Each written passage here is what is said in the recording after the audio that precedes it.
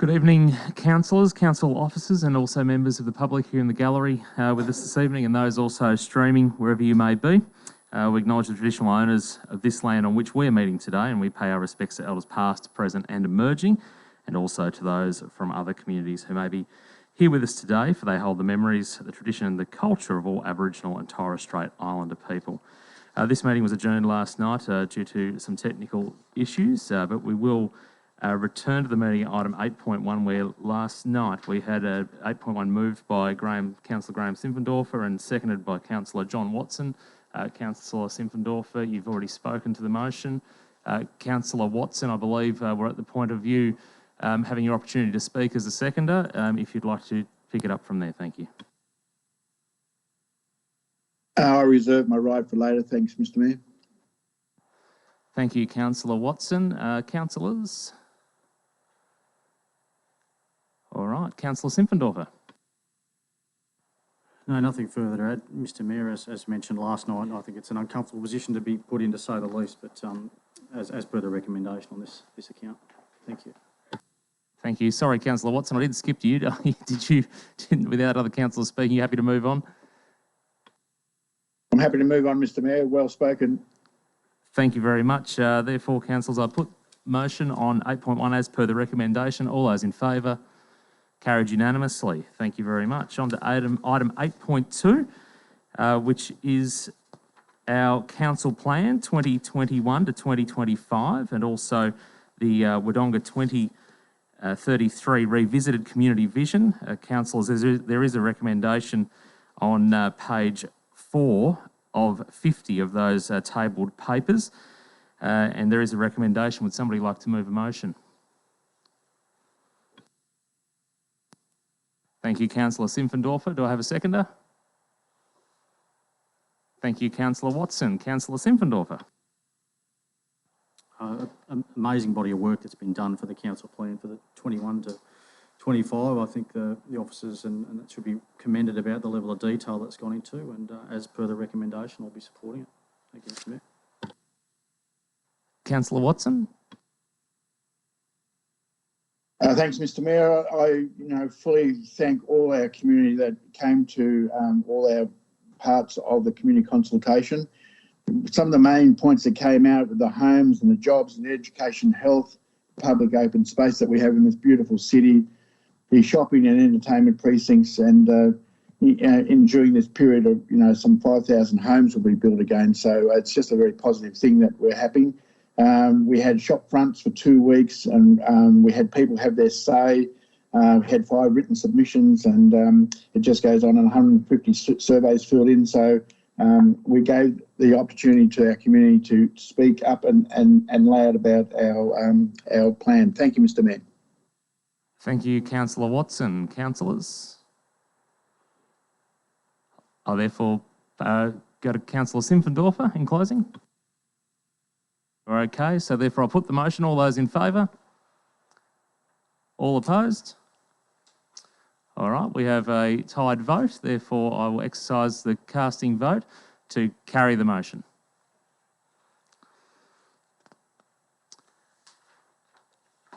On to item 8.3, the community feedback on the draft budget. Councillors, there is a recommendation on page 17 of the 50 of those papers that were tabled. Would somebody like to move a motion? Councillor Quilty. Do we have a seconder? Councillor Simpfendorfer, I think, got in there first. Councillor Quilty.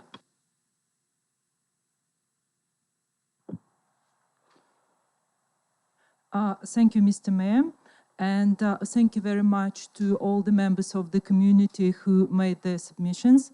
They're well noted, and I hope in the future there will be even more submissions.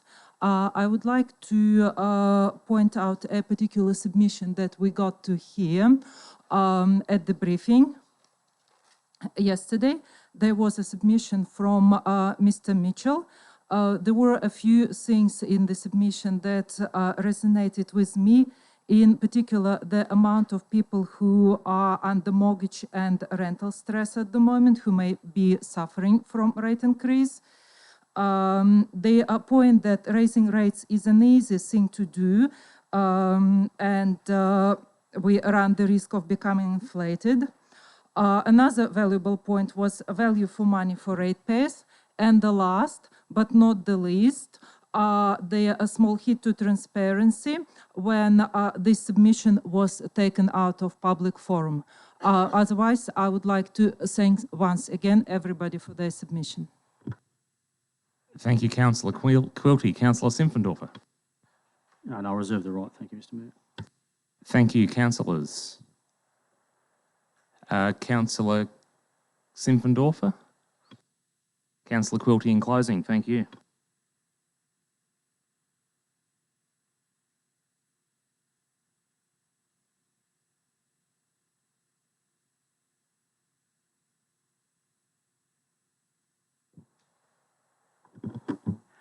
Is this better?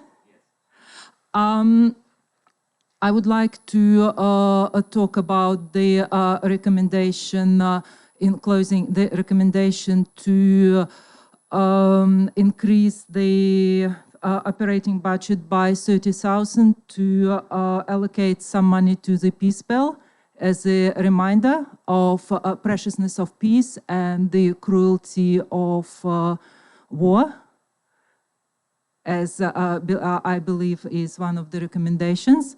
I would like to say that I fully support the submission that we all should remember the cruelty of war and the preciousness of peace. In fact, it's almost part of my family routine, as I hope it is everybody else's. However, I do not believe that operational budget should be increased by 30,000 to make the ratepayers pay even more money, even if it is to remind us about the preciousness of peace.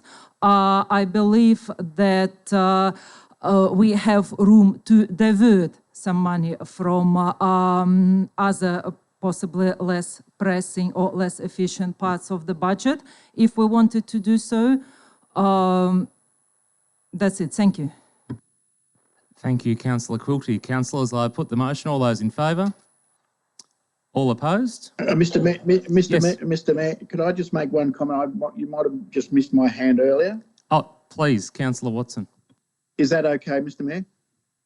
I do apologise for missing your hand, but yes, that's fine. No, Go that's ahead. right. I'd just like to congratulate particularly the Rotary Club of West Wodonga, who brought this idea to our city or to our region. I think the money spent on this, if the motion is successful, will be a great thing, not just with peace with war, but peace within our family, within our community, within our society. So it will be one of those pieces of art, well, probably not art, that will bring people to our region because they're just located around the world. And I think it's a great thing that Rotary community members have come with this project to us. So 30,000 is a lot of money within the whole scheme of things in our budget. Thanks, Mr. Mayor. Thank you, Councillor Watson. And just for due respect, Councillor Quilty, did you have anything more to add since Councillor Watson's had the chance to speak there, or are you comfortable with that? Only to agree with Councillor Watson on the point how important the peace is, and to emphasize that we have amount in the budget, for example, 500,000 sitting in the priority projects to make sure we are not taking more money out of ratepayers' pockets, because it might contradict the notion of peace. Thank you. Thanks, Councillor Quilty. Therefore, councillors put the motion. All those in favour of carrying it as per the recommendation? All those opposed? All right, we have a tied vote. So once again, I'll exercise my casting vote and we will carry the motion. Thank you. On to item 8.4, the budget and declaration of rates and charges. This is on page 31 to 44. So it's quite a extensive recommendation, which I do note takes into account some parts of the Act, but also those items from the previous motion. Councillors, does somebody like to move a motion? Councillor Quilty, thank you. And the motion is as per the recommendation? As per recommendation, thank you. Do I have a seconder as per the recommendation? Thank you, Councillor Watson. Councillor Quilty.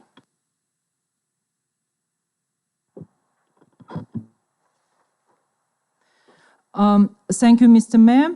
I would like to say that tonight I will be voting against this budget for a number of reasons. Reason number one, it is based on very high increase in rates. Reason number two, there are many areas in the budget where savings can be achieved in order to put some money back into the ratepayers' pockets. Reason number three, there are areas in this budget where resources may be diverted to achieve better outcomes for the ratepayers. We all know how much COVID-19 has affected us all, and not in a positive way. A lot of businesses and households are under financial stress. While increasing rates for some more affluent parts of the community may be barely noticeable, for a lot of people who are under financial stress, it may be crucial. I agree with the sentiment that increasing rates is a very easy path to follow and may lead us all into the trap of becoming complacent. Instead, we must strive to achieve efficiency, effectiveness, and value for money for ratepayers. I believe that this budget fails to achieve this. The last but not the least, this budget process didn't allow councillors to make meaningful input, resulting in items being added or taken away from the budget. Thank you. Thank you, Councillor Quilty. Councillor Watson? I reserve my right, Mr. Mayor. Thank you, Councillor Watson. Councillors? Councillor Hall? Right. I wasn't going to say too much because I'd probably said most of what I wanted to say last at the draft budget, but I'll just make note. We had a submission from Charlie Mitchell yesterday morning on the budget, and I thought he made some good points. He often puts a lot of thought into his comments and submissions. We had a submission about the budget from Mike Fraser, which made some good points as well. We are still considered high rating council, even after addressing the $18 million waste levy overcharge the Ombudsman required us to address, and the lower rates over the last 4 years. Lowering Wodonga rates was always going to be a long-term strategy and commitment. Wodonga's average rates assessment per property in 2019-2020 year were around $90 more than similar councils and around 2017 more than the state average. Our rates as percentage of property values based on the 2019-2020 were,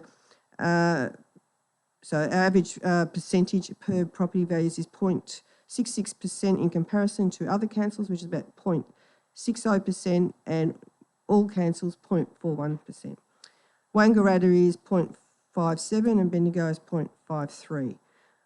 We were and are coming off very high rate base from the past council's budgets. It has and will take some years to address. The compounding effect of rate rises after having a high rate base for so many years is substantial when you actually do calculations.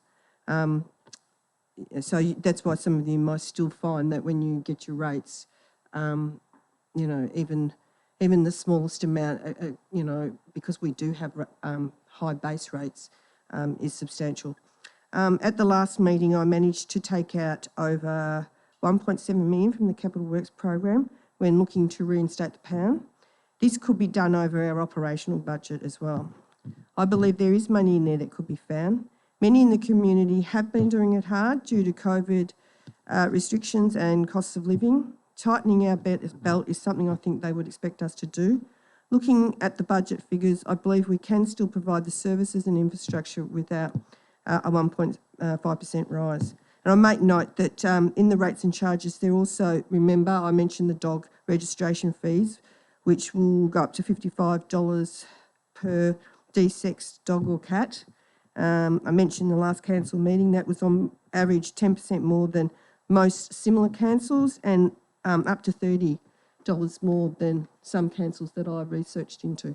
So, yeah, thank you. Thanks, Councillor Hall. Councillors?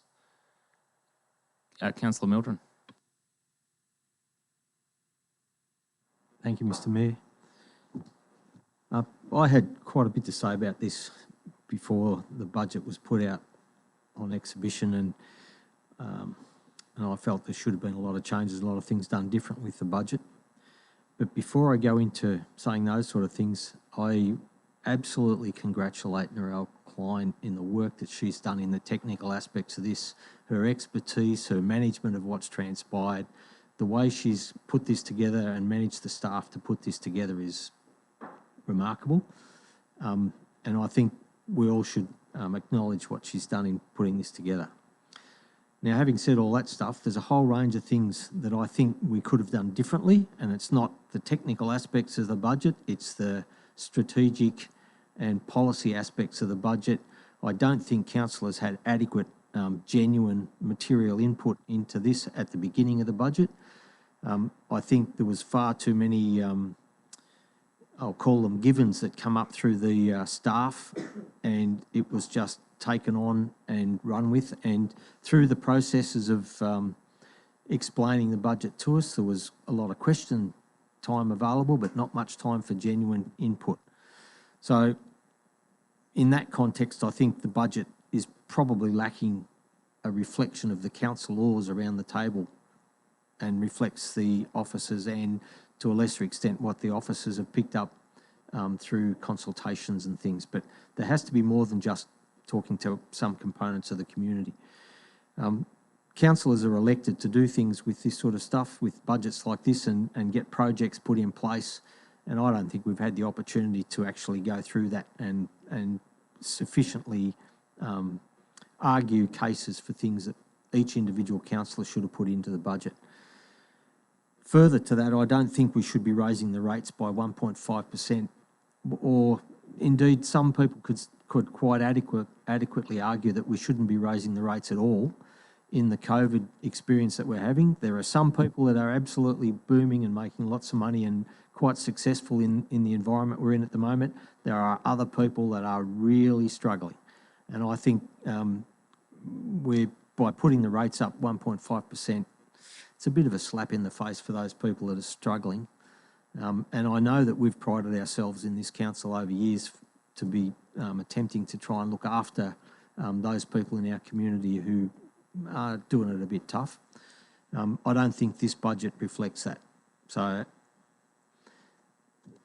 I don't like withholding a vote on a budget. I understand the significance of that, but as a consequence of the things I've just spoken about and the things that I spoke about at the previous meeting, when this was put up for exhibition, I can't support the budget. Thank you, Mr. Mayor. Thank you, Councillor Milton. Before I go to Councillor Watson, who's reserved his right, Councillor Simpfendorfer, do you have anything to add? Thank you, Councillor Watson. Well, thank you, Mr. Mayor, and I thank Councillor Mildren and thanking Narelle, and not only Narelle, but Narelle and all her staff under it and all the departments that help finalise this budget, because it comes from every department. But I'd also like to say that I don't think I missed many community consultations with both the plan and the budget, and you know, the majority of our community are thinking we're doing a great job for our city. And the actual rates weren't raised a lot. And you know, if there are some inadequate, you know, if there's some areas of improvement, well, we can work on it next year. But I'll very much like to vote for the budget for the 2021-22 year that carry us through, and we can work on those improvements if required. So thanks again, Mr. Mayor. Thank you, Councillor Watson. Councillor Quilty in closing. I have nothing to add. Thank you. Thank you, councillors. I therefore put the motion as recommended in the reports. All those in favour? Thank you. All those opposed? Thank you. We have a tied vote. I'll exercise the casting vote of the Mayor and I'll carry the motion as per the recommendation. On to item 8.5, the Revenue and Rating Plan 2021 to 2022 and 2024 to 2025. It's a fair window of time, but we'll all be here together for that. We have a recommendation on page 17 of the agenda. Does anybody like to move a motion? Thank you. As per the recommendation, Councillor Quilty. Okay, thank you. If you could highlight what the motion would be, thank you. Thank you, Mr. Mayor. I would like to put up an alternative motion, which consists of only point 1 and point 2 of the recommendation, that the Wodonga Rating Strategy 2019 be rescinded, and number 2, the Wodonga Council Revenue and Rating Plan 21-22 to 24-25 as attached be adopted. I am opposed to point 3, the time frame in point 2 of... I'm sorry about that. Councillor Mildren, thank you. Councillor Quilty, you're away. Thank you. I have a problem with point 3 of the recommendation. The time frame in point 2 of the May 17, 2021 Council meeting resolution to appoint a revenue and rating plan reference group and report back to Council be changed from 12 to 30 months. Councillors and officers, with respect, I see this recommendation, this part of the recommendation, as an attempt to manipulate Council's resolution that was made at the previous meeting on May 17. I recognize and appreciate the point made in the report that the finance team is currently at capacity and that external consultants may be engaged at an estimated cost of 50,000 to exercise this the revenue and rating plan reference group appointment. However, as I said, we have 500,000 allocated to priority projects, and the Council has made a decision that this is one of the priority projects. We decided that we wanted this reference group to work for us so that we could work with the outcomes of this review, not to do this work for the next council. The next council may want to do their own. I do not appreciate the attempt to manipulate a council's resolution. Therefore, I'm opposed to point 3, and I move to only accept 1 and 2, that Wodonga Revenue and Rating Plan 21-22, 24-25 as attached be adopted. Thank you. Thank you, Councillor Quilty. Councillor Mildren, reserve the right. Thank you very much. Councillors. Councillor Simpfendorfer. Just a point to try and clarify, Mr. Mayor, through you, if I can, just for those playing at home, what would be the impact of changing or removing point 3 if it was remaining at 12 months as opposed to the recommended 30? CEO, if I could get you to answer that question, thank you. Mr. Mayor and councillors, I think obviously when this was discussed last month, the executive weren't given the opportunity to talk about the resource implications for us. So as is reflected in the current paper, right now our finance team are very stretched and they're dealing with the audit and risk committee's determined priorities. And those priorities involve the purchase order system and a new asset management software system. So as was highlighted in the report, we can't resource the delivery of this within 12 months unless we outsource it at a cost of $50,000. Now, right now, that isn't featured in the council plan, so it would need a budget adjustment to the current council plan. I don't know whether Narelle wishes to add any more.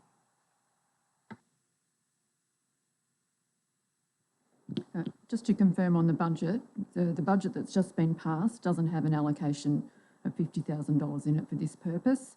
It's not a council plan action, so the $500,000 that you mentioned in the budget, we would need to do a budget variation to actually allocate the money across for this purpose. Or you can adjust your council resolution and allocate that we do an adjustment to the budget for $50,000 and that would cover it, I think. Thank you, CEO, and also Director Klein. Councillor Watson, did you try to jump in before, sorry, to speak to the motion? No, Mr Mayor, but if it failed, I would propose foreshadow another motion. Thank you, Councillor Watson. Councillor Hall, before I go to Councillor Mildren, did you want to add anything on the motion? Thank you, Councillor Mildren. Thank you, Mr Mayor. We're getting on thin ice when staff can dictate the strategic decision-making of councils or councillors collectively. I think we've made a resolution of the council to have this done in a particular time frame, and my belief is that it should be the responsibility of the CEO and the staff through the CEO to adjust the priorities to make sure this happens. And this applies to any resolution of the council. It's not just about this matter. If we take any resolution of council and the staff say to us, oh, you didn't consult us before we did it, then who's in charge? Is that us, or is it us as a collective, the councillors, or is it the staff saying, oh, we don't really want to do that, for whatever reason? And sometimes the reasons may well be legitimate, but my view is that it's up to the CEO and the staff to readjust priorities to undertake the things that need to be done. This is the thin end of the wedge, so I couldn't support any motion that included point 3. The other 1 and 2, as moved, is perfectly acceptable, and I think it achieves the outcome that we're after. Thank you, Mr Mayor. Thank you, Councillor Mildren. I just wanted to ask a question of Officer Klein, if I can. Thanks. We obviously had this come up last month, and we had the support of, I think it was 4 councillors to get that previous motion across the line. There may have been some unintended consequences by the looks of things there with that $50,000 unbudgeted expense.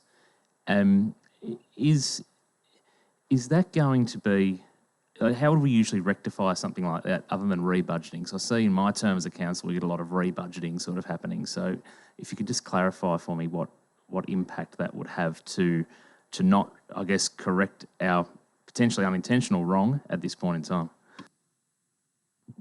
Thank you, Mr Mayor. So at the moment, with the proposal that's in the resolution to extend the timeframe to deliver that review, council staff could do it for no cost to council within that extended timeframe. If it needs to be done within the original 12 months, we would need a budget variation to cover the cost of a consultant to actually undertake the reference group process. And I know this is your portfolio, but the 4 years, I remember there being something around, just refresh my memory if you could please, around the one that we adopted was actually meeting a requirement under the new Act. Is that right? And there was an actual period around the 4 years. Just refresh my memory on that part. So in line with the best practice guidelines, we had implemented a rating strategy. So the last one we did was in 2019, and these strategies were reviewed using the reference group process every 4 years. So we did the last review over the 2018-19 financial year. So if the new Act hadn't come in, that rating strategy wouldn't be due for review until 2023. So this resolution here or recommendation that we've made is still aligning with that time frame that would have been, the 4-year review would have been due in 2023.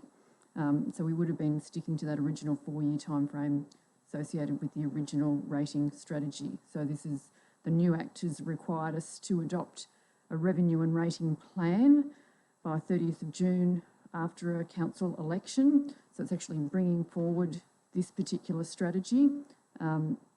I'm suggesting that if we stick to the 4 years, we would have still been in line with our original timeframes. That's when my resourcing planning for the next few years has been worked around that time frame. So that's where we've run into an issue as far as not having the resources to undertake this review in the next 12 months. Thank you, Officer Klein. In closing, Councillor Quilty.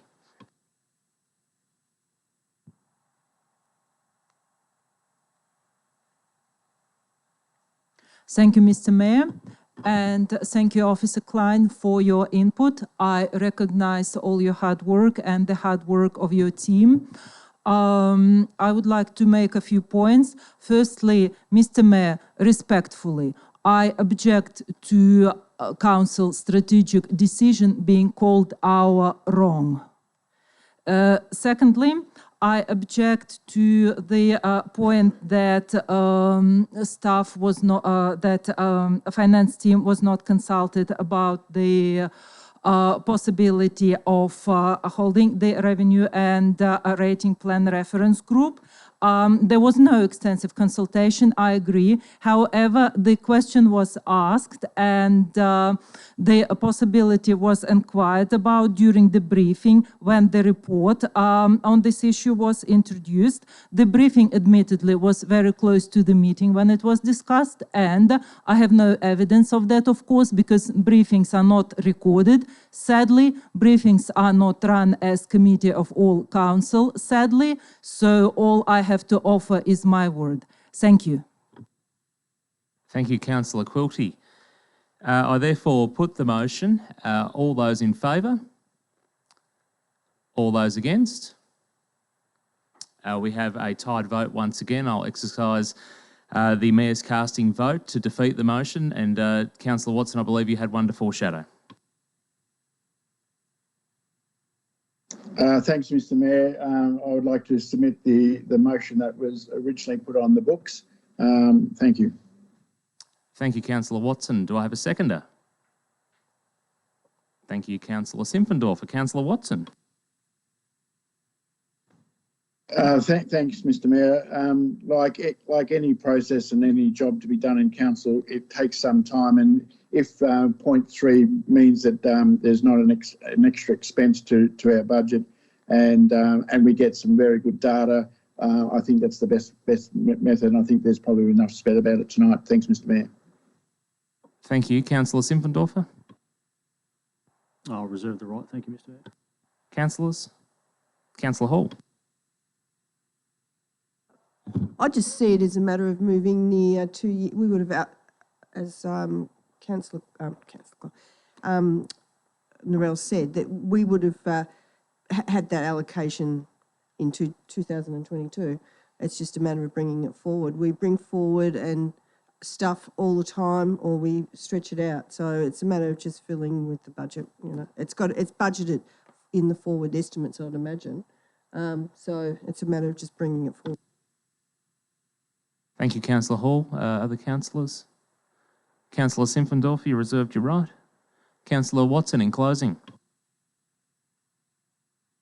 Nothing further to add, Mr. Mayor. Thank you, Councillor Watson. Councillors, I therefore put the motion, which ended up as per the recommendation. All those in favour? All those opposed? We have a tied vote, councillors. I'll exercise the Mayor's casting vote in favour of the motion. On to item 8.5. 8.6 over the page. 8.6, the tender for management services of Wodonga Racecourse and Showgrounds. There is an officer recommendation on page 137, councillors. Can I get a motion? Yes, please, Councillor Mildren, question. Mr. Mayor, I recognise that I've missed the odd briefing, and briefings aren't necessarily where you can deal with things, but when did council determine to actually put this out to tender again? I don't remember a resolution of council when this went out, was agreed to go out to tender. So as the Committee of Management, I don't know that we've made that decision. I just wonder, I don't recall it being done. Thanks, Councillor Mildren. CEO, are you able to answer that one? Thank you. Or Officer Schultz, thank you. The CEO has diverted to you to answer that question. Mr. Mayor, through you, I'm afraid I do not have the details about this particular tender whatsoever. I can't respond. We'll have to. I can take it on notice and respond in the morning, unless there's an alternate officer that can respond. Thank you, Officer Schultz. CEO? I can't add any more on this specific tender. Obviously, it would be helpful to get clarifying questions at councillor briefings so that we can actually respond and have an answer in time for the council meeting. But we can take that on notice and come back to people. Thank you. Councillor Mildren? In light of the advice, I move that we defer this to the next council meeting. Thank you, Councillor Mildren. CEO, would there be any operational impact by doing so with this particular?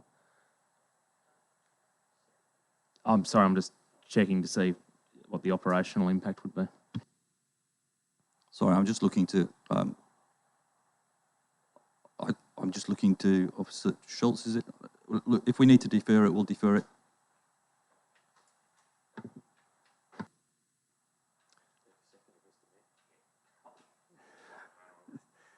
Sorry, Mr. Mayor.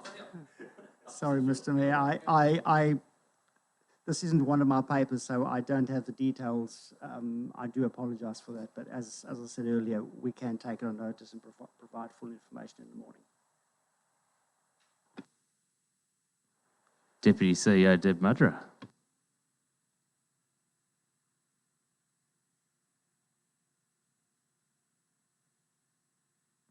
Sorry. Through you, Mr. Mayor, I'm not quite sure if this will answer your question, Councillor Mildren, but it might just give a bit of the history that our Parks and Gardens used to manage this contract, and then it was put out for tender some years ago, and I think it had some options that were in that particular lease with the showgrounds, and I think what has happened is that has been re-tendered at the end of that period of time. And this is it. But if other than that, I can only give you a bit of the history. That this would be, the tender has expired and it's gone back out to tender again to manage that particular contract for council.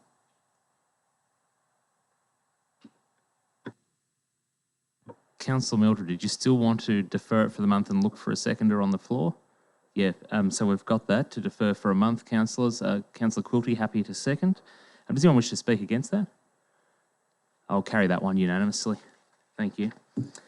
On to item 8.7, the tender for the provision of cleaning services. Now, I do just want to pick up on a typo for the City of Wodonga. It does not cost us $2.4 billion a year, and nor would we be able to sustain that cleaning contract cost. It is a typo there in the recommendation on page 142. It should read $2.43 million.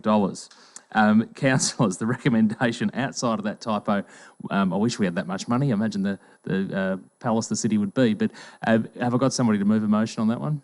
Thank you, Councillor Mildren. A seconder? Thank you, Councillor Simpfendorfer. Councillor Mildren. Thank you, Mr. Mayor. I don't think there's too much needs to be said. It's pretty straightforward. It's been through the process. It's been evaluated. Looks like the right tender to me. Looking at the report, happy to run with it. Thank you, Councillor Mildren. Councillor Simpfendorfer, nothing more to add. Does any other councillors wish to speak? It's Councillor Watson. Thanks, Mr. Mayor. In my history of fast food is that cleaning is such an important part of our customer service, things like that. So making sure that all our offices and everything else is clean and tidy is a great thing, and a good report, and hope it goes forward. Thank you, Councillor Watson. Anything in closing, Councillor Mildren, or if you think you've said enough? All right, I'll therefore put the motion. All those in favour? Carried unanimously. Thank you very much. On to 8.8, the property leasing and licensing policy. There is a recommendation from the officers on page 148. Would somebody like to move a motion? Councillors? A motion as per the recommendation. Thank you, Councillor Quilty. Have I got a seconder? Councillor Simpfendorfer. Thank you. Councillor Quilty. No, I don't have much to say, just per recommendation. Thank you. Thank you, Councillor Simpfendorfer. Thank you, Mr. Mayor. I'll reserve the right. Councillors. Councillor Mildren. Mr Mayor.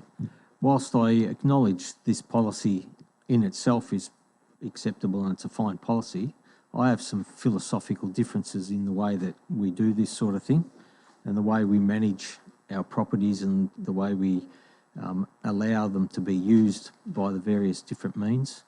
And I really can't support the mechanisms that, or the philosophy that we apply. This is no secret. I think most of the staff know this. I've pursued this line by one means or another since well into the previous term of council.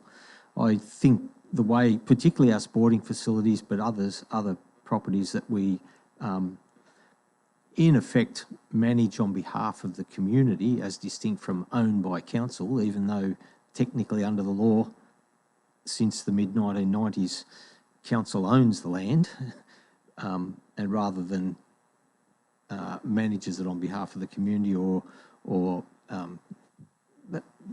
some other methodologies.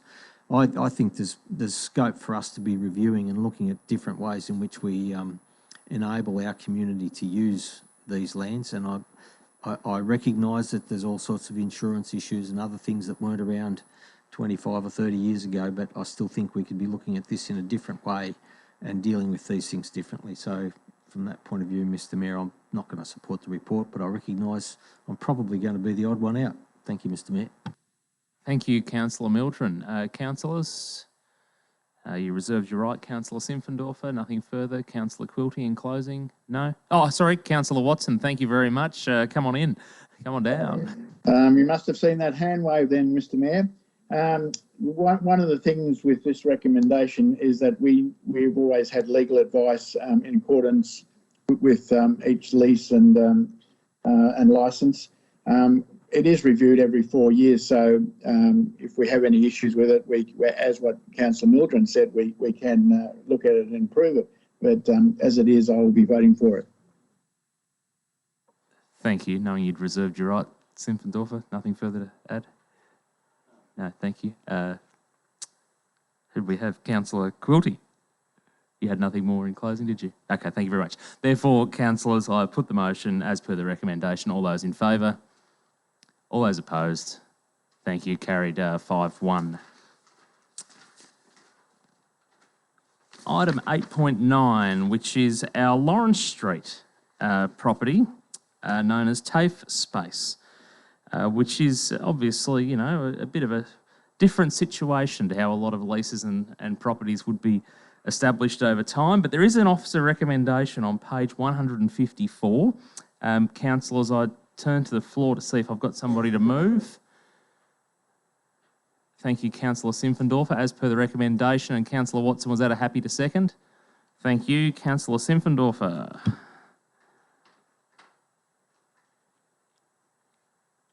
I'll try the third time's a charm. Look, very easy to understand the position and the thinking of the RSL in this situation, Mr Mayor. I do empathise with them quite heavily in where they stand and what their submission was to us. Unfortunately, though, in my view, that the best interests of council and our community is to run with this recommendation, to maintain the ownership of such a significant asset in the hub of our city for any future use or planning. So whilst I empathise with them, I'll support the recommendation as it stands. Thank you. Councillor Watson. Thanks, Mr Mayor. I too agree with Councillor Simpendorfer, is that it is a unique piece of land in our civic precinct, so if we ever want to expand. But in saying that too, I hope the RSL see that that we would be very good tenants or not tenants, but owners of it, and that we wouldn't be chucking them out in a hurry if they accept the terms of the agreement. And I'm sure we would find another very good spot in Albury Wodonga, or particularly in Wodonga, for a relocation, and that could be years away. But just reserving that ability to preserve that land for us as a city, I think it's a good thing.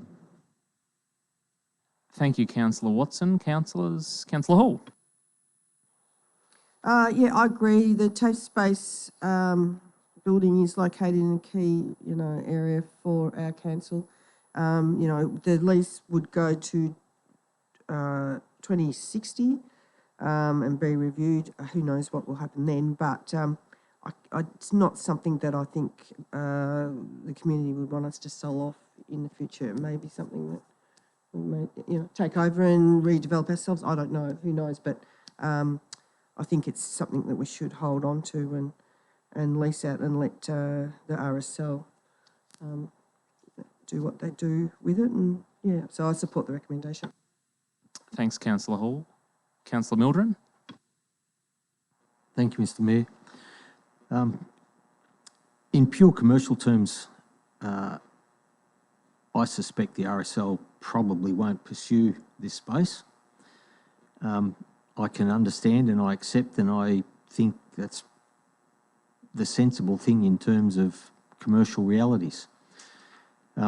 If they're spending money buying the building and they get, you know, whether it's 35 years or whether the council might extend it later, but the 35 years, at the end of it, the money that they've spent's not theirs.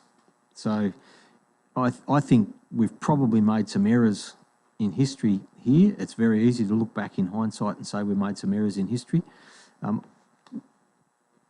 The ideal situation perhaps would be if the council owned the land and the building, but I'm not prepared to suggest that council should be shelling out the money to buy back the land from the TAFE. If the TAFE has broken the lease, then that's another matter to be dealt with in whatever format the legal process allows us to.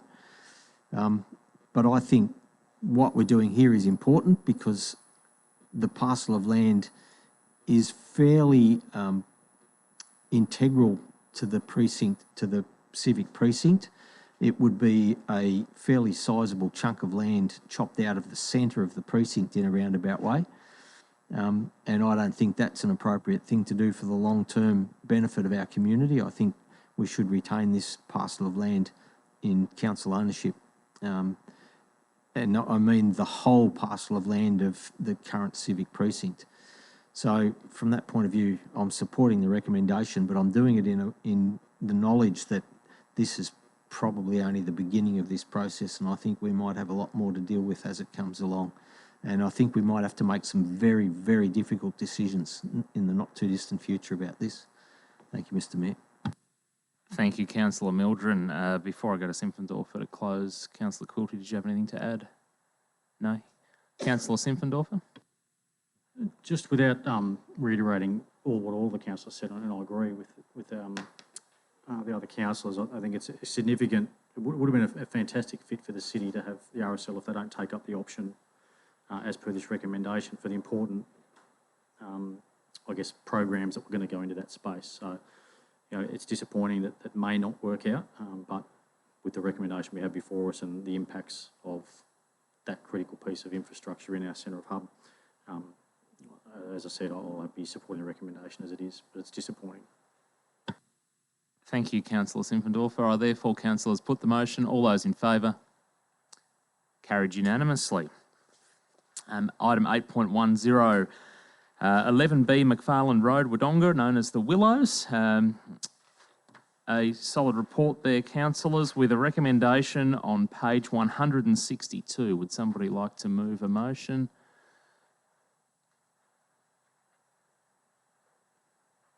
Councillor Mildren, as per the recommendation, or? Mr. Mayor, there's some aspects of this, I support the thrust of this, but there's some aspects of it that I think aren't appropriate. And now the screen's frozen. That's handy. I don't support the components that are contained deep into this document that suggest we should be including a Section 173 agreement, which in essence repeats what the controls in place by the department have. So I'm not quite sure the words to wrap around that in a motion, but if I could put it to the effect that the general thrust is there, but not with the 173 agreement and not with the buyback provision.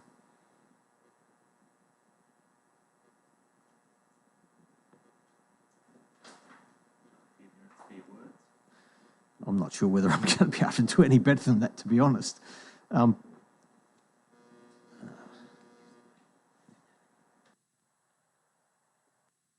Councillor Milton, just while I consider your sentiment in how you're going to try to structure that, just CEO, I did know that was the 173 around that buyback clause was to do with the transfer to a not-for-profit organisation. We're aware of the state government being obviously the proviso of what that building does in the community.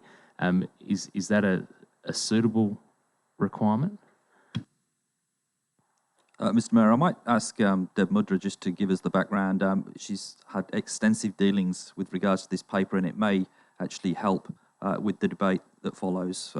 Back to Councillor Mildren afterwards. So, Deb. Thank you, through you, Mr. Mayor. I hear what you're saying and what you're trying to do, Councillor Mildren. The tricky part about this that we really have to consider is that binding funding agreement that we have with the state government that says that the building can only be used for an older person's integrated site. The risk is that if we were to transfer ownership over to Westmont, then if they no longer delivered those services, then it's about how we can ensure that we who are still liable for that funding commitment that we have, that we can still ensure that it's delivered, it's used for that particular purpose. So the only way that we could see that could occur is with the 173 that said, we will give you the building for $1 for the purposes of delivering aged care services. However, if you decide to move away from that service delivery, you can't just go and sell the building for profit. That there's got to be protection somewhere for council and that agreement we have with the state. Does that make sense? Yeah, for sure. Question, Councillor Mildren. So really, if I'm understanding this, that means that it's pretty pointless handing this over to them in the first place because the liabilities stay with us even if we send the ownership to Westmont. So the matters that we have to choose my words here, the matters that were contemplated during the briefing probably aren't correct in the way that we should be moving forward with this, and perhaps, you know, transferring the land to them is pointless, particularly given that we're doing it for $1. It doesn't make a lot of sense. I thought the prospect of disposing of the land for the peppercorn for $1 was a mechanism of getting the liabilities off our books. You're saying that it doesn't get the liabilities off our books and they're there in perpetuity. My understanding previously was that the provisions imposed by the state government were binding against the land, against the title of the land. And if we transferred that to Westmont, then those provisions would have been binding. But what you're saying is that's not the case. Through you again, Mr. Mayor. So my correspondence with the department have said that they would be happy with us transfer or selling the building to Westmont for the purposes of the delivery of an older person's integrated site, or to lease it. That either of those things would satisfy them, as long as it continues to stay in use as an older person's site. So in the contract of sale for $1, there is potential that we could write that into that contract of sale, that it is to remain an integrated or an aged care service site.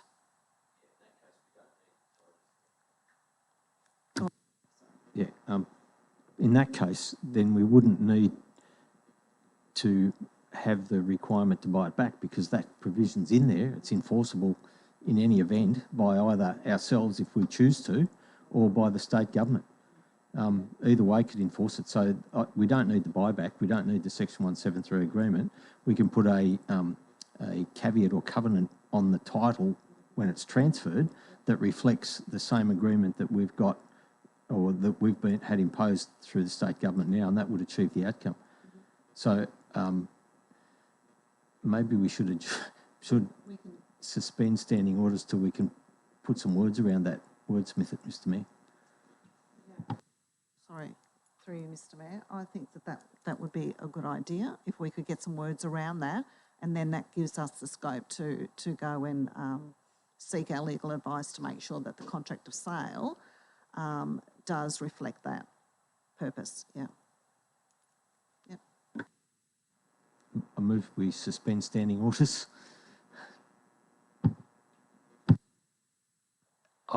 Councillor Hall, if you've got a question, yeah, before.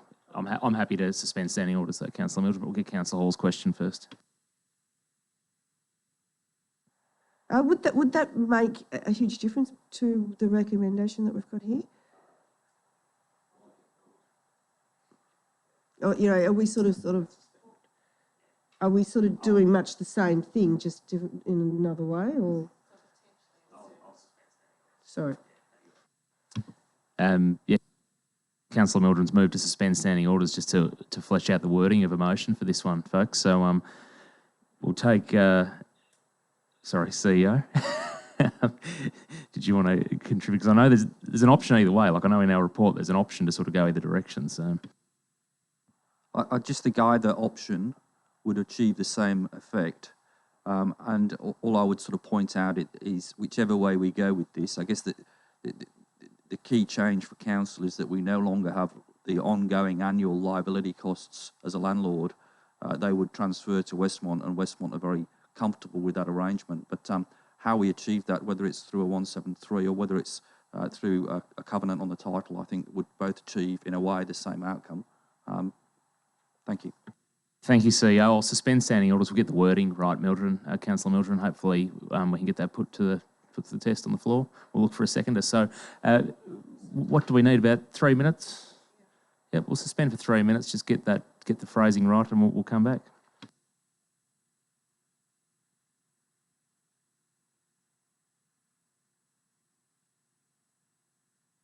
Sorry. Meeting's still live. So carry on, Councillor Mildred.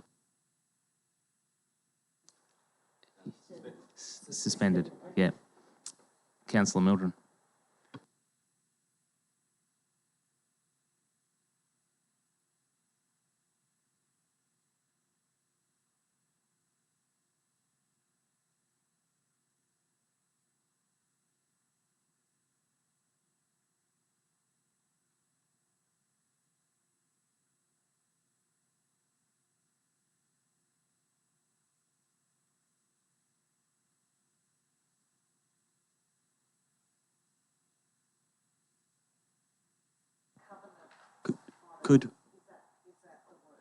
Or could we maintain the recommendation, which is that a further report will be presented to council following this 223 process, and make sure that subsequent report following the 223 specifies the specific covenant approach as opposed to a 173. The thing I'd say about if we're putting a 173 on it, there's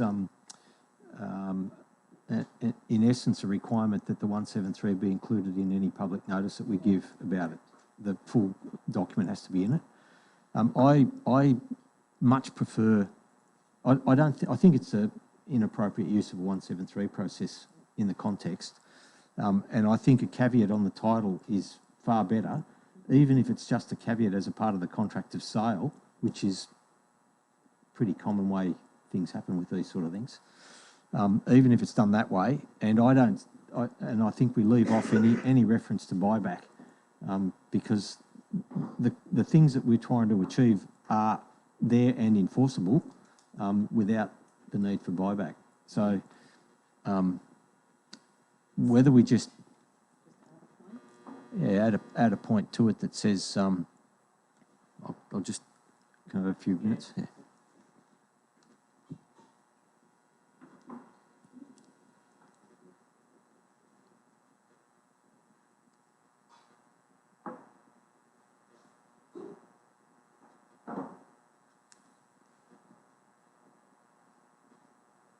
Mr. Mayor, while Ron's considering that comment that was made by the CEO about when it came back for the further report, It's that sort of makes a lot of common sense.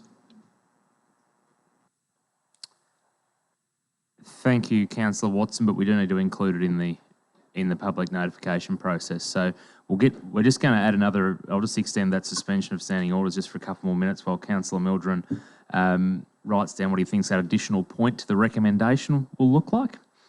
And then hopefully within a couple of moments we'll be able to put that to the floor for debate. And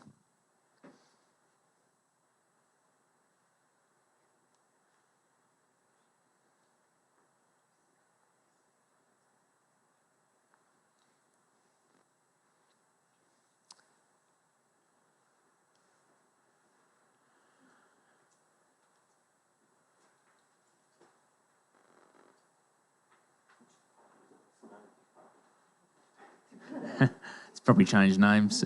Councillor Mildren, for those that didn't pick up as questioned.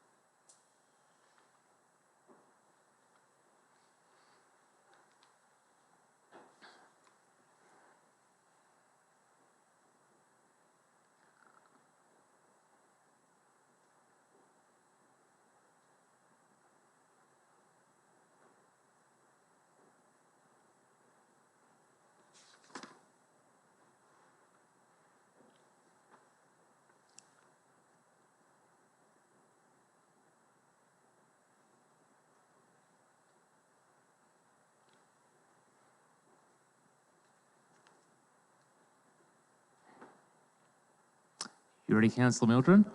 Attempt number 1, how about you fire away by saying, as per the recommendation, with an additional dot point 6, and you can fire away as soon as your mic's on.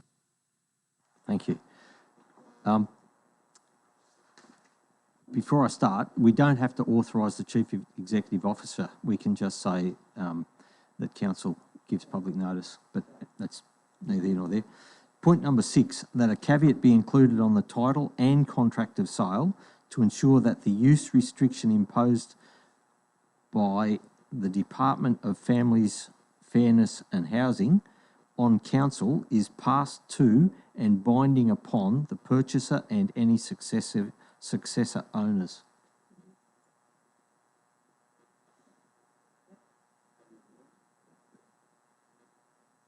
Move the motion according. No, we better go back. Sorry. Got a mover on that one, and you, Councillor Mildren. Oh, sorry, correct, yeah. Move to come back out of standing orders. Thank you. Yep, thanks. So, Councillor Mildren, you've given us the recommendation. You've added your point. Would you like to? We'll look for a seconder. Have we got a seconder in that? Thank you. Oh, who won out of you two? Councillor Hall. Speak to it, Councillor Mildren. Thank you, Mr. Mayor. We've probably gone over most of the issues that need to be spoken to. As a matter of principle, disposing of this land, which is surplus to need by council in pure essence, and it's akin to a service that council no longer needs to provide to the community, and it's a service. The land provides services that are absolutely adequately provided by others in our community, and we support the continued service by the other players in the field. Therefore, we don't need to keep this land. The only thing that gets in our way is the obligations that we have as a consequence of various funding requirements or requirements that are associated with the funding in terms of how the land was to be developed and used.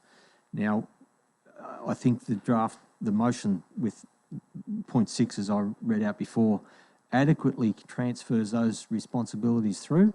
It adequately enforces the requirements that have come through from the department and passes them through to future users.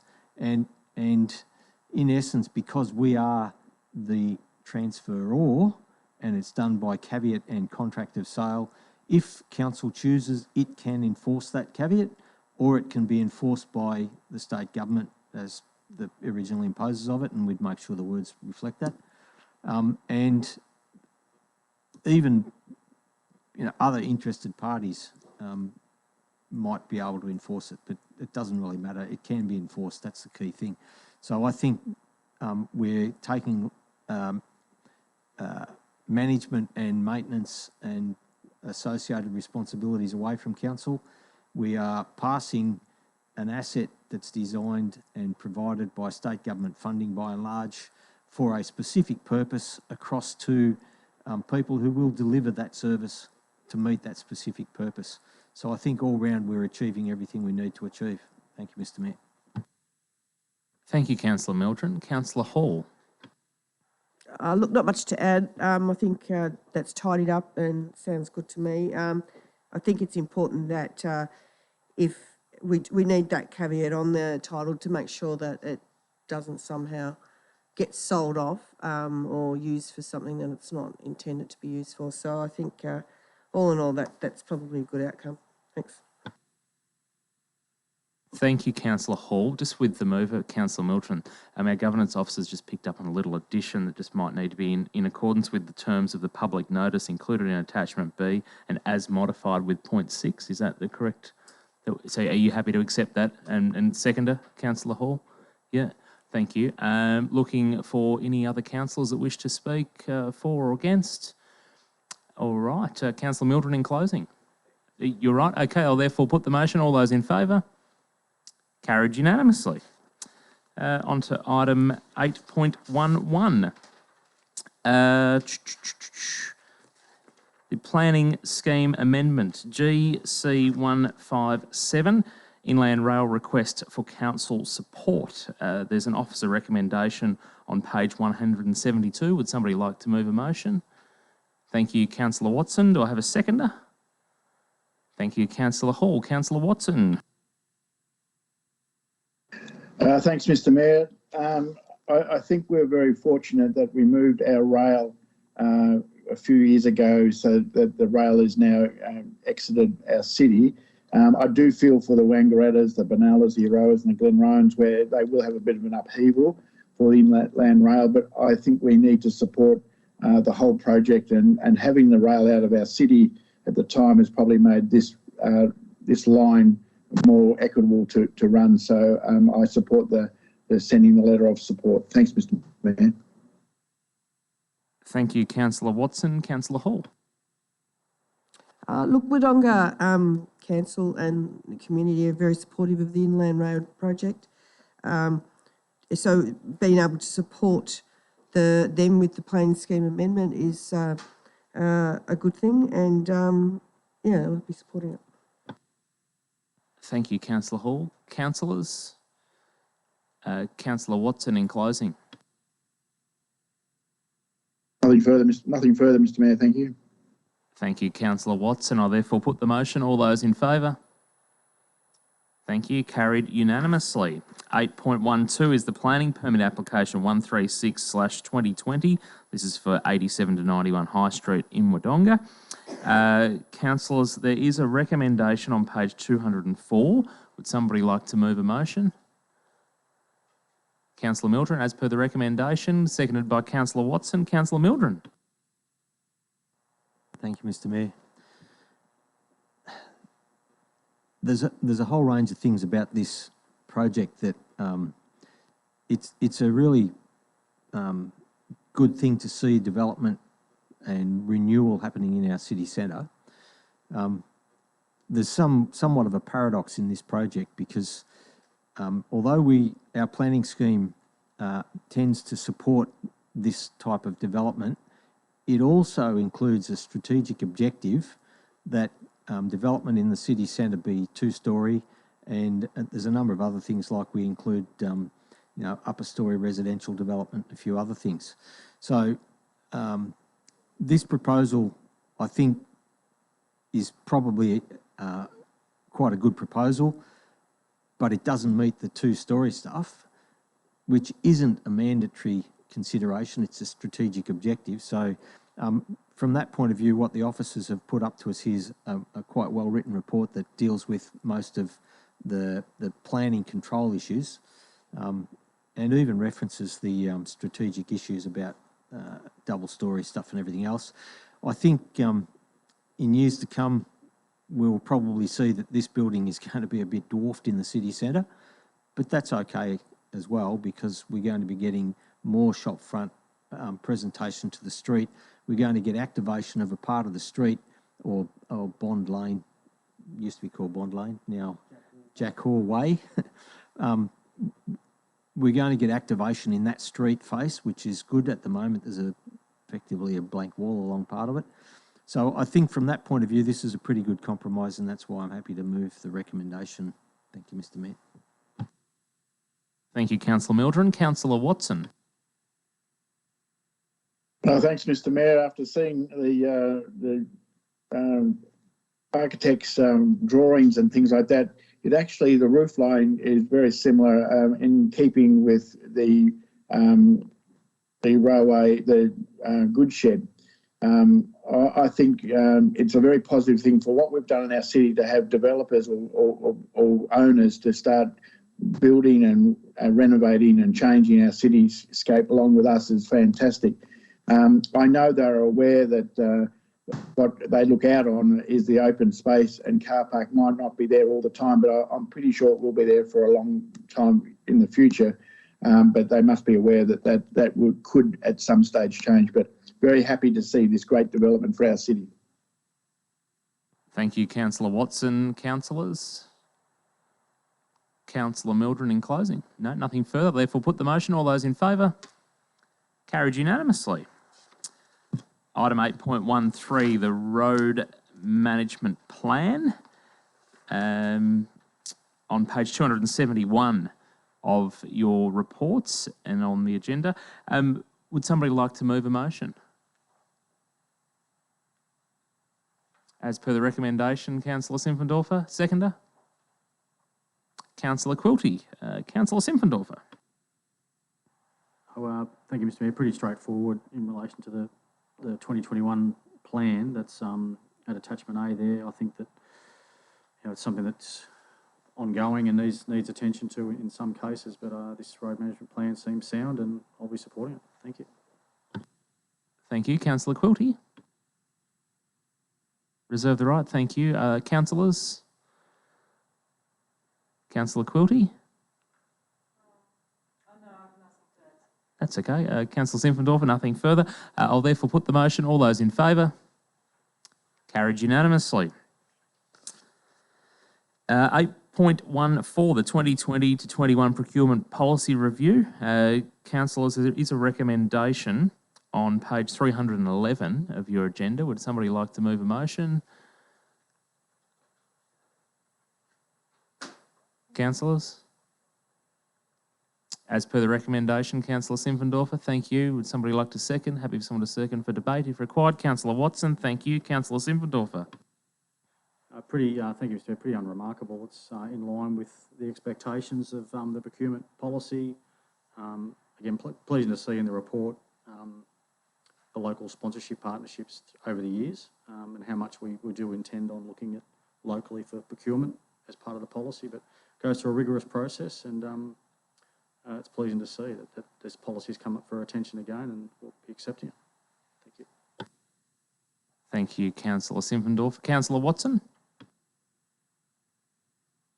Thanks, Mr. Mayor. This policy came into action in 2016, I believe, if that's correct in my reading. And the improvement and benefits to our local region, particularly materials, plant and equipment, has grown from 2018-19 from 90 through to 2020-21 to 152 different, I suppose, contractors and materials that we've used. So, look, it's just a very positive thing that we start to use our local suppliers and our local teams. So it's a good policy to have in place and can always improve on it. Thank you, Councillor Watson. Councillors? Councillor Milton. Thank you, Mr. Mayor. there's many things in this policy that are admirable and very good.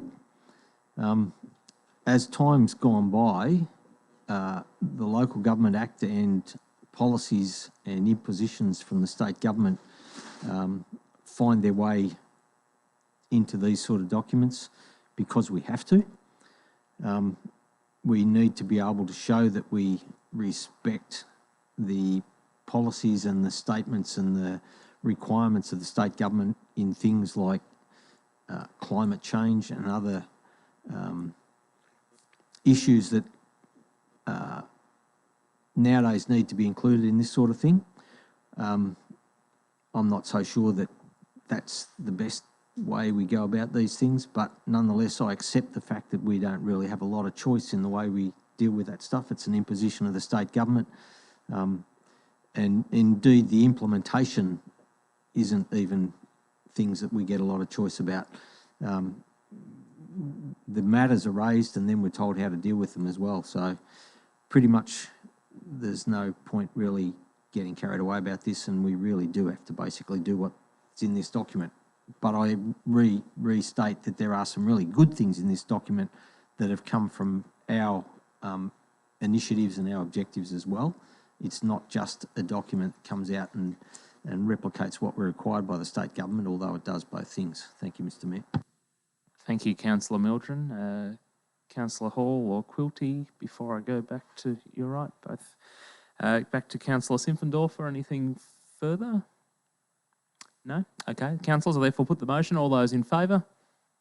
Carried unanimously.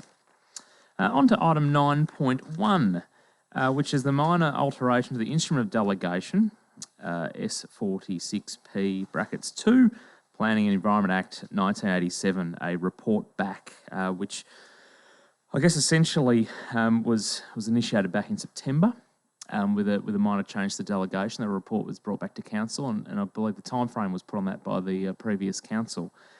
Councillors, following our briefing, I did organise our governance officer to circulate a couple of words just in case anybody did want a sort of further closure on how that delegation is implemented in the future, noting that at this point in time there wasn't too much to report back. Councillors, would anybody like to consider those words for a motion, or I'm happy to look at a motion that you may have. You may go as per the recommendation, completely up to you, but I need somebody to move a motion, please. Councillor Simpfendorfer, what are your thoughts? Yeah, Mr. Mayor, I think taking the advice from the governance officer, I would move a motion that, as was put to us through the briefing, I think it adequately covers point 1 and the addition of point 2. A further report on the exercise of this delegation be provided to a future council meeting subject to the first use of this delegated authority is appropriate. Thank you, Councillor Simpfendorfer. Do I have a seconder for that motion? Thank you, Councillor Watson. Councillor Simpfendorfer. Thank you, Mr. Mayor. I think pretty much as I just articulated, that just adding that extra second piece is necessary for that first use of delegation is appropriate to report back to council. Thank you. Councillor Watson. I reserve my right at this stage, Mr. Mayor. Thank you, Councillor Watson. Councillors. Councillor Mildren. Thank you, Mr. Mayor. Record's pretty clear about me. I don't support this component of the planning legislation being delegated. I think this is, and I know this is not what this is all about, but my reasons for not seeing it as something that should be delegated is because this is one of the most susceptible parts of the whole land development process for influences and improper practices to be introduced by all sorts of different means. And I don't believe that the pressure that comes with this sort of stuff should be put onto officers. I think officers should always have, in this context, the ability to fall back to the council and the council to deal with the matter. And it's always within the proper process of the officers to do the administrative processes related to it and then bring the reports back to the council. But with this particular aspect of the planning system, I do not support it being delegated to officers in any form. So as a context, I can't support this as a process. Thank you, Mr. Mayor. Thank you, Councillor Mildren. Councillors, Councillor Quilty.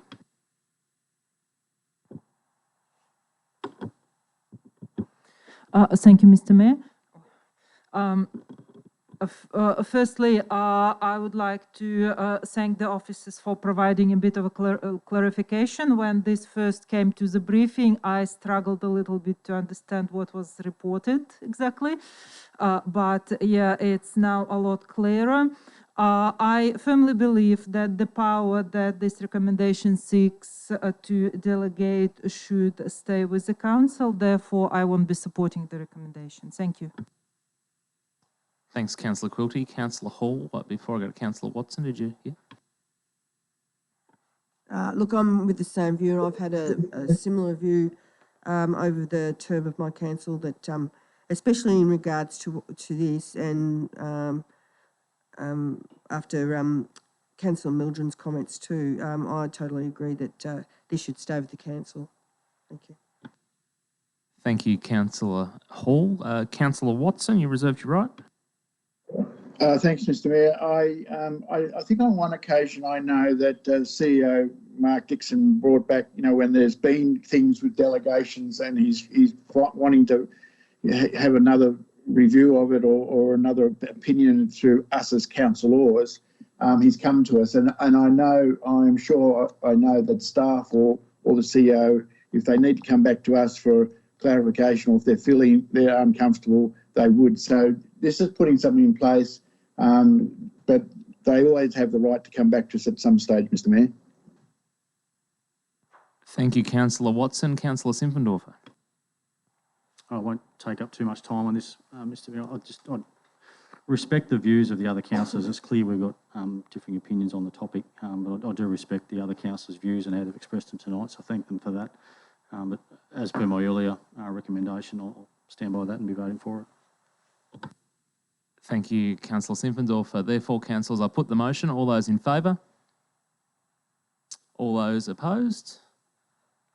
We have a tied vote once again in the chamber. I'll therefore exercise the Mayor's casting vote to carry the motion. On to item 10, councillors. As always, I will speed through these, but if you want to just sing out, I'll give you the microphone and you can make some commentary. But 10.1 is the finance report for May 2021 on page 332. 10.2 is the planning report for May 2021 on 342. The building report at 10.3 for May, 346 the page number.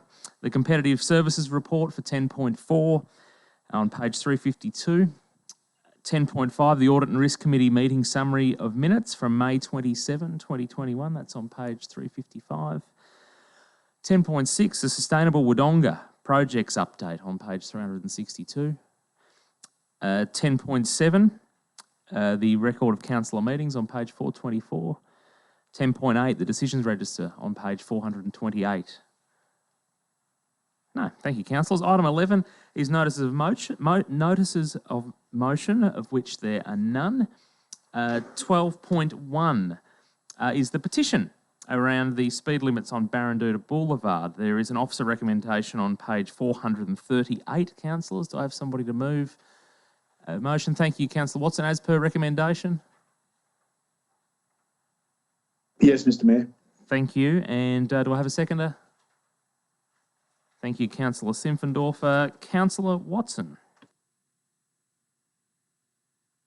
Thanks, Mr. Mayor. This is, an opportunity that our community petition and ask questions and seek advice and things like that. So I think what's before us is going out for a 28-day exhibition in front of the Westmont Village, and also which will be in time be Baranduda Fields. And I think going out for 28 days for feedback, and then we'll have a further report, but I'm very happy to put forward the motion.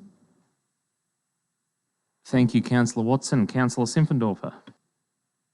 Reserve the right. Thank you, Mr. Mayor. Thank you, councillors. Councillor Simpfendorfer, You've reserved the right? No. Councillor Watson in closing? Nothing further to add, Mr Mayor. I'll therefore put the motion. All those in favour? Carried unanimously. Item 13 is the council common seal, of which there are none. Item 14 is general business. Now, I've got a couple of bits of general business, councillors, but I will share the love with you all and let you jump in first if you'd like to bring anything to the table for general business. No, that's okay. So just a couple of observations. I received an email earlier on today from one of our grant recipients. We had a morning tea yesterday, which myself and Councillor Simpfendorfer headed along to, and representatives from multiple different community groups, as passed by council some months ago now, came forward. It was just really the, if I can find the correct email, the kitchenette that was installed. I circulated this afternoon pictures from the president of the German Austrian Australian Club here in Wodonga. Very thankful for their kitchenette that they've been able to put into their facility. So they've passed their thanks on to me, which I've shared with the councillors and also the executive team. Also, I just wanted to mention congratulations to former Mayor of Wodonga, Mark Byatt, for making the honours list. I know we all would have individually probably congratulated him for his recognition, the Queen's birthday honour, but I certainly sent him a text once the news was publicly available, and he was very appreciative and humble in accepting that honour. So, councillors, if there's no further general business, I will move on to item 15, which is urgent business, of which there is none. Sorry, Councillor Quilty, fire away.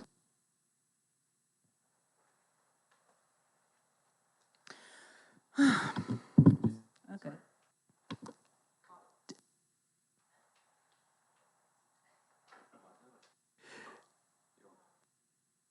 Councillor Quilty, sorry. If you, we'll obviously test the floor if you're wanting to add in some urgent business. So if you would like to give me a summary of what it is, and we can test if the councillors want to, debate that tonight. I do know you circulated to the councillors some thoughts this afternoon. I'm assuming that's where you're going to go. So please feel free, in summary, we can put that to the vote and then see if it makes the floor tonight for you to put a motion forward.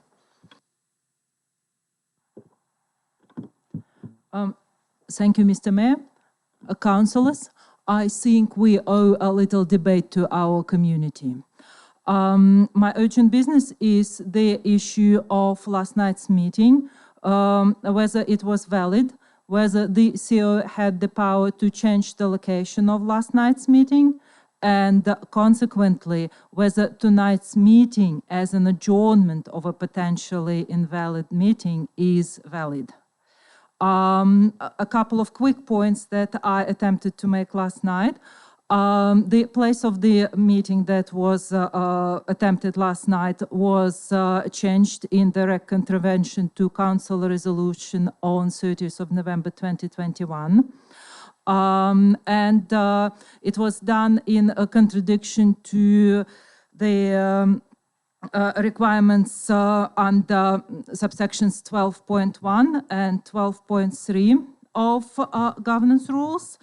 The other point is I remember moving the dissent from the chair that according to governance rules cannot be ignored, and it was ignored. And as I mentioned yesterday, I thought it was a bit disrespectful to councillors and to the ratepayers of whom the councillors are representatives. And the last but not the least, back to governance rules, point 81.2 paragraph A says the chair may, with consent of the meeting, modify the application of any of the rules. It did not happen with, 81.2, council decided that a meeting be conducted, council can decide that a meeting be conducted electronically. However, 81.2A specifies that the chair may, with the consent of the meeting, modify the application of any of the rules. Consent of the meeting wasn't asked for. Councillors did not make any such decisions. The decision was made in contradiction to the council resolution. I think it's not a way to go to contradict council resolutions, and I think councillors, we have created a bit of a precedent, which may be an unwanted precedent, and therefore I believe that we might have a short discussion about it. Thank you. Thank you, Councillor Quilty. Do we have a seconder to add that to the urgent business? Councillor Hall? Therefore, I'll put that to the vote, councillors. All in favour of accepting that into the urgent business? All those opposed? All right, Mayor has a casting vote. I'll use that to defeat the opportunity to add that to the agenda, but what I will suggest, Councillor Quilty, is you still have the notice of motion, which we're only 3 weeks away from another meeting. You have to lodge a notice of motion within 7 days of a council meeting, so there is the opportunity there for you to write to the CEO and myself to have that added as a particular item. So I give you the opportunity to please exercise that. Yeah. Thank you, Councillor Quilty. Item 16 is question time, and I believe we've got one, CEO. Mr Mayor and councillors, we do have a question that has come in. The question is from Moira Deeming. We are not quite sure where Moira is from, but the question reads as follows. To the CEO, mayors and councillors, I would like to submit the following question to be read out and answered during the public question time during the July 21 meeting, but we checked and she's happy for it to be read out now. Under Victorian law, it is legal for the local government councils to provide sex-based targeted services and facilities separately to gender identity-based targeted services and facilities. If not, why not? For example, can we legally put signs on a set of public toilets declaring that one is for biological males, including males with an intersex condition, one is for biological females, including biological females with an intersex condition, and one is for people with transgender identities of any biological sex.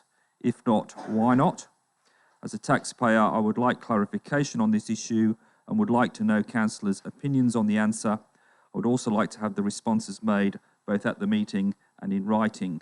We will provide that in writing, but in terms of an immediate response, Wodonga Council has a number of policies in place that promote access, equity and inclusion in all areas of planning, decision-making, communications, infrastructure and service provision. This is intended to support the development of a community that is inclusive, connected and enables all citizens to actively participate in civic life and have optimal quality of living. In regards to the provision of toilets, Wodonga Council presently provides toilets in line with the Building Code of Australia. This includes male, female, unisex and ambulant toilets in a range of public buildings and settings, with the inclusion of family-friendly features.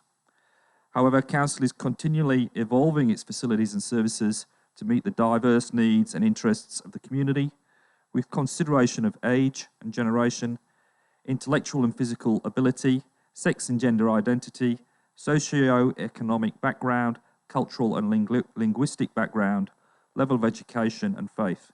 This work is informed by Council's safety, equity and inclusion strategy with a reference to a number of acts, including the Sex Discrimination Act of 1984, the New Gender Equality Act of 2020, the Victorian Public Health and Wellbeing Act of 2008, the Equal Opportunities Act of 2010 and the Charter on Human Rights and Responsibilities Act 2006. We will continue to work with our community as we evolve community facilities and services to ensure they are meeting the needs of the community now and into the future. Thank you very much. Thank you, CEO. And I do note the request for individual council views or opinions to be shared if they wish. That has been circulated, the council response, but councils, I will give you all the opportunity. Anybody wish to add further to the response read out by the CEO? No, thank you, councillors. We move on to item 17, which is confidential business. Do I have a mover that we close the meeting to the public? Thank you, Councillor Hall. And a seconder, Councillor Simpfendorfer. I'm sure nobody's going to speak against. Thank you very much. Carried unanimously. We will head into confidential business now.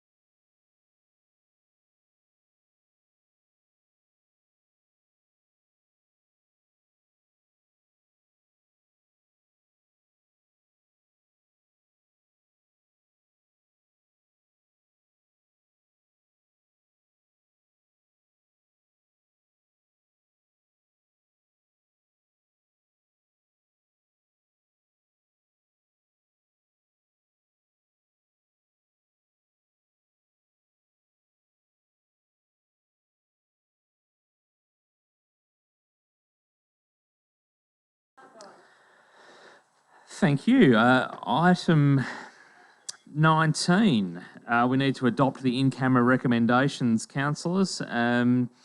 Recommendation on page 567 of your agenda, or 453 of the public agenda. Do I have a mover that all in camera? Thank you, Councillor Hall. Councillor Watson is happy to second as per the recommendation. Does anyone wish to speak against? No? Thank you. Carried unanimously. I now declare the meeting closed. Thank you very much, councillors, officers and those who attended the rooms this evening and streamed online at home.